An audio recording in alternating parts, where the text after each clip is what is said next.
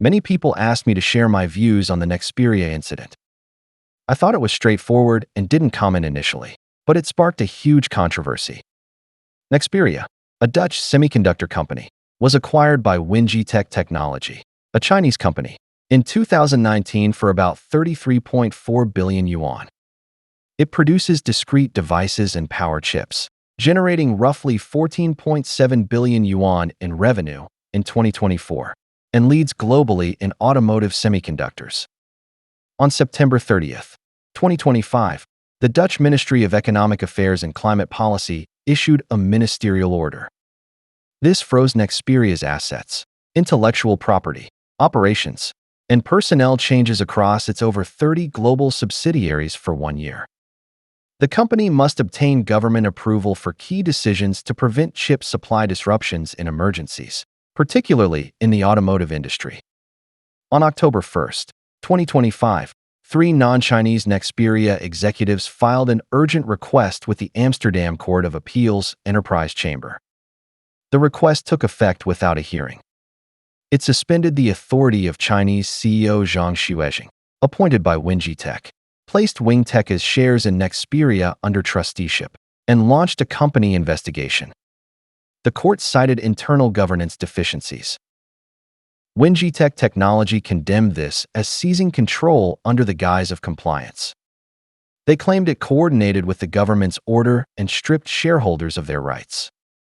The company stressed Nexperia's compliant operations and its contribution of 130 million euros in taxes to the Netherlands.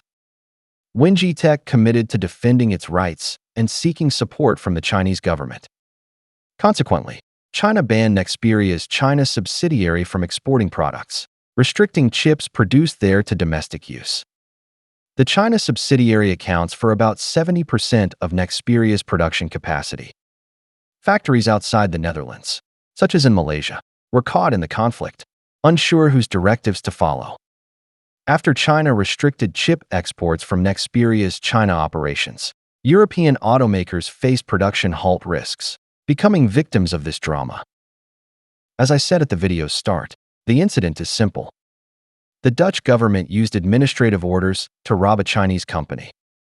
Non-Chinese executives cooperated to bypass legal procedures, seize control, and expel Chinese management. After widespread attention, the Dutch government admitted under pressure that it acted on U.S. instructions. The Prime Minister was still deliberating, but lower-level officials acted recklessly. This shows the depth of U.S. infiltration in Europe. It's not just the Netherlands. Germany and many other European countries face similar issues.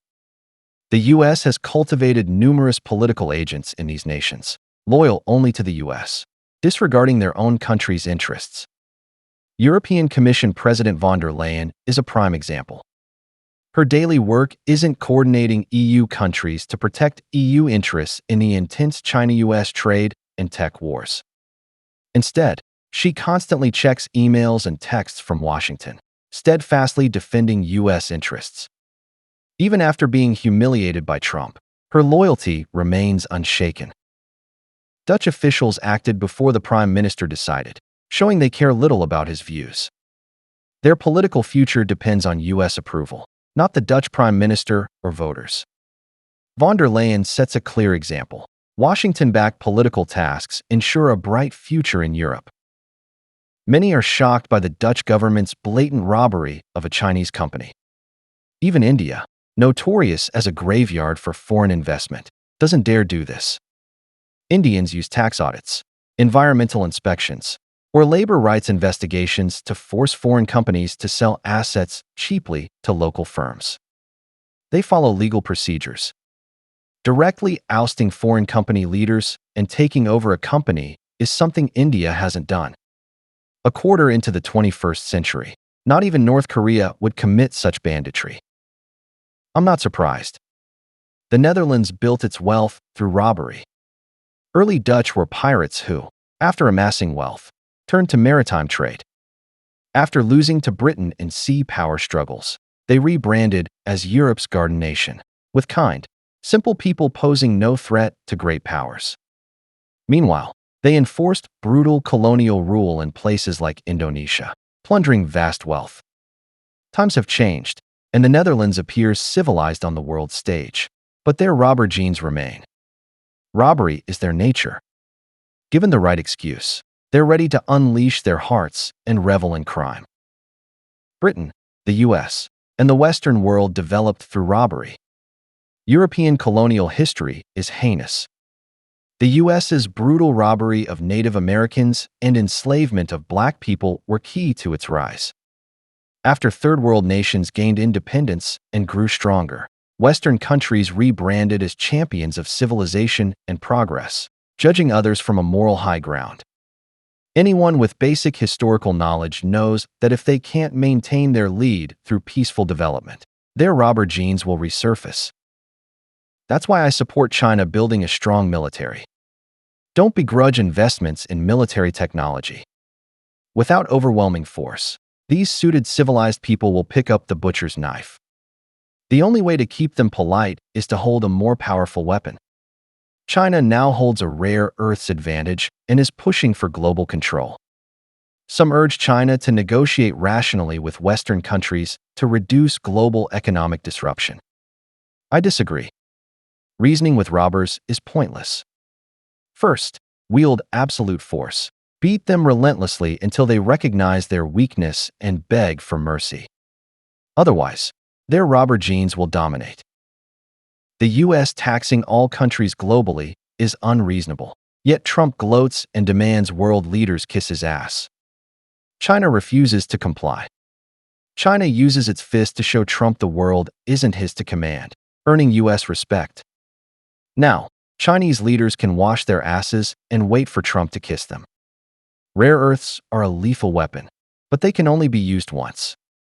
If used, it must force Trump to kneel, beg for peace, compensate China for all losses in the trade and tech wars, and make major concessions. Otherwise, China must not stop. Imagine if the US held the advantage. How would it treat China?